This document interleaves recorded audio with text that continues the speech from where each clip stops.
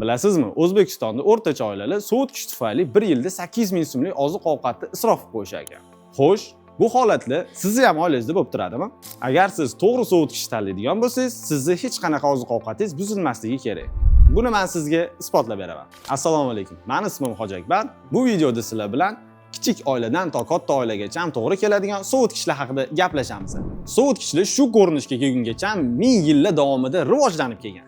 Keling, men sizga tarix ketma-ketligida birin-ketin tushuntiraman. Miloddan avvalgi yillarda qadimgi Misr, Xitoy yoki Rim imperiyasi yoki Fors davlatlari qishda muzlarni yig'ishgan va maxsus yerto'lalarda, omborlarda u muzlarni saqlashgan va ushbu omborlarda mahsulotlarni uzoq vaqt saqlay olishgan. Sun'iy sovutish g'oyasi qanday va qachon birinchi bo'lib paydo bo'lgan?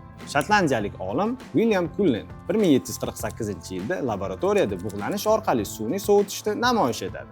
Bu tarixdagi birinchi sun'iy sovutish tajribasi hisoblanadi. Biroq uning qurilmasi amaliy foydalanish uchun mo'ljallanmagan edi. Zamonaviy sovutgichlarning otasi deb kimni aytishadi?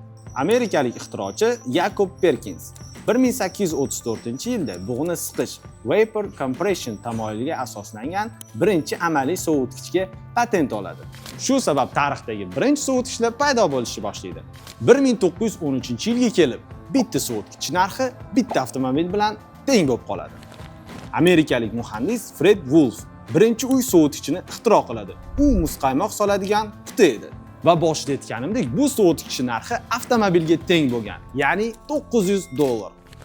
1950-60-yilga kelib, butun dunyoda sovutgichlar ommalashdi va O'zbekistonga ham kirib keldi. Sovutgichi bor oila boy oila hisoblanadi, ya'ni boylik ramzi. Bugungi kunga kelib, sovutgichlar hammamizning ehtiyojimiz hisoblanadi.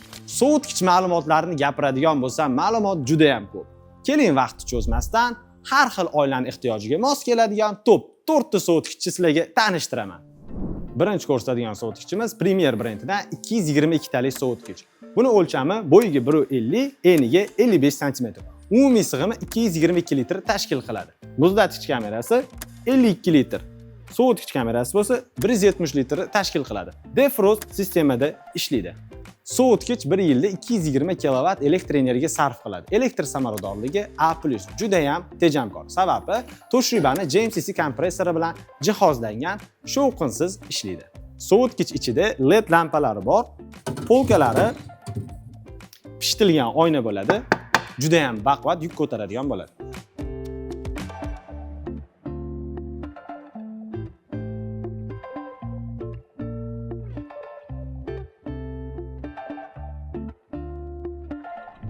Keyingi sovutgichimiz Premierdan 270 talik sovutgich. Bu modelimizning o'lchami bo'yi 1.77, eniga 55 sm. Umumiy sig'imi 262 litr tashkil qiladi. Sovutgich qismi 187 litr, muzlatgich qismi bo'lsa 75 litr.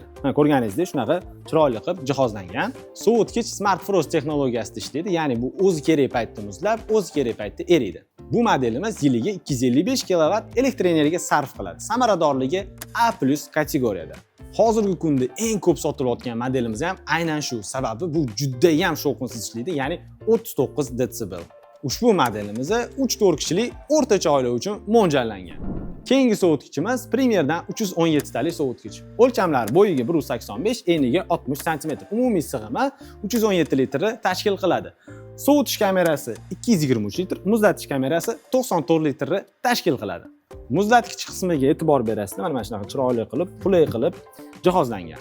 Sovutgich no frost sistemada ishlaydi, ya'ni 1 gram qor yig'masdan havo orqali mahsulotlaringizni muzda saqlab beradi. Bu modelimizning elektr samaradorligi A2+, sababi inverter motori bilan jihozlangan. Inverter motor tokingiz past bo'lsa ham, tok o'ynasa ham ishlab bera oladi va juda ham shovqinsiz. Sovutgichda vacation funksiyasi bor, ya'ni dam olish. Siz dam olishga ketganingizda bu funksiyani yoqsangiz, elektr energiyasini maksimal tejab beradi. Ushbu sovutgichimiz 5-7 kishilik katta oila uchun mo'ljallangan. Eng oxirgi sovutgichimiz LGdan 459 model. Bu modelimizning o'lchamlari bo'yi 1.85, eniga 60 sm. Umumiy sig'imi 333 litr tashkil qiladi. Sovutgich kamerasi 220 litr va muzlatgich kamerasi bo'lsa 113 litr tashkil qiladi. Total No Frost. Bu mahsulotlaringizni 1 gram muz yig'magan holatda sovutib beradi va uzoqroq saqlab bera oladi. Smart Inverter Compressor, ya'ni juda ham tejamkor, shovqinsiz va elektr energiyasi past bo'lganda ham ishlab bera oladi. Yana eng kerakli funksiyasi door cooling. Eshik ochilganda tepa qismidan sovuq havo chiqib turadi, ya'ni issiq havo ichkariga kirib ketmasligini ta'minlaydi. Bu elektr energiyani tejab beradi. Ortki qismi metallik qoplama bilan qoplangan. Bu degani uyingizda elektr energiyasi o'chib qoladigan bo'lsa, 24 soatgacha mahsulotlaringizni saqlab bera oladi. Muzlatgich qismi mana shunaqa qulay, go'sht, sabzavot, meva-chevalar aralashib ketmaydi. Sovutgich qismida nol zonalari ham bor, ya'ni kundalik ishlatiladigan go'sht mahsulotlari, sabzavotlarni shu qismda saqlasanglar bo'ladi. Sovutgichimiz Wi-Fi ga ulanadi va telefon orqali bemalol graduslarni boshqarsangiz bo'ladi va qanaqadir muammo kelib chiqadigan bo'lsa, sovutgichda telefonga xabar beradi.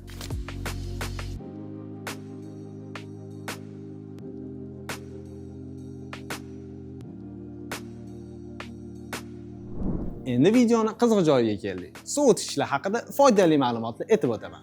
Sovutgichlar oldida hech qachon osvejitel atirlarni saqlamang, sababi uni hidi mahsulotlaringizga urib ketishi mumkin. Bunaqa narsalarni oshxonadan yiroq qiling. Sovutgich eshigini 1 daqiqadan ko'p ochib turmang. Sababi harorat ko'tarilib ketsa, kompressor yana yarim soat ko'proq ishlaydi. Bu degani elektr energiyasi ko'proq sarf bo'ladi. Sovutgich joylashuviga alohida e'tibor bering. Devordan 5-10 sm uzoqroq qo'ying, sababi havo aylanishi kerak. Quyosh to'g'ridan-to'g'ri tushadigan joyga sovutgichingizni mutlaqo qo'ymang. Bu kompressor ko'proq ishlashiga, ko'proq elektr sarf qilishiga va tezroq buzilishiga olib keladi. Ko'rib turganingizdek, 4 tala sovutgichimiz bilan ham tanishib chiqdik. Siz allaqachon o'zingizga ma'qul keladigan modellarni tanlab ulgurdingiz. 222 litrli sovutgichimiz 2-3 kishilik oila uchun, 270 talik sovutgichimiz bo'lsa 3-4 kishilik oila uchun, 317 talik sovutgichimiz 5-7 kishilik oila uchun, 459 talik LG sovutgichimiz ham 5-7 kishilik oila uchun mo'ljallangan. Premier bu sifat bilan budjetni birlashuvi hisoblanadi. Agar sizga LG yoki Samsung qimmatdek tuyulayotgan bo'lsa, Premier bu noto'g'ri tanlov emas. Aynan o'zbek oilasi uchun ideal tanlov hisoblanadi. Har xil turdagi sovutgichlarni diskontga kelib, ko'rib, o'zingizga ma'qulini xarid qilishingiz mumkin. Video foydali bo'lgan bo'lsa, videoga like bosing, izoh qoldiring va obuna bo'lishni unutmang. Qimmatga olmang, diskontdan oling.